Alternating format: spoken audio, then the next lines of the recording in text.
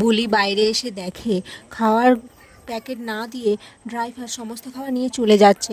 সে দেখে আটকাতে গেলে ড্রাইভার বলে এই খাবারগুলো এখন দেওয়া যাবে না, এখান থেকে আমি চলে যাব। এই বলে সে এখান থেকে চলে যায়।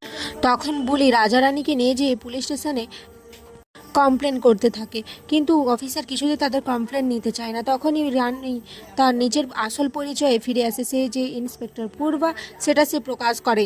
এরপর অফিসার সেই স্পটে যেয়ে ড্রাইভারকে আটক করে আর সেই বিষফুলগুলোকে ধরে নেয় প্রমাণ সমেত। এরপর বুলি বলে সময় এসে গেছে আসল অপরাধীকে খোঁজার। এরপর বুলির মামা তিনি বলেন, আজ আমরা এই জায়গায় এসে এই সমস্ত অপরাধীদের ধরতে পেরেছি তার একমাত্র কারণ বোটানি স্পেশালিস্ট কথাকলি গুহর জন্য। এরপর বুলি তার ছদ্মবেশ ছেড়ে কথাতে ফিরে আসে আর বলে, অফিসার এবার আমি আমার স্বামীর কাছে ফিরে যেতে চাই, তিনি নেশাচ্ছন্ন হয়ে রয়েছেন আমাকে ছাড়া।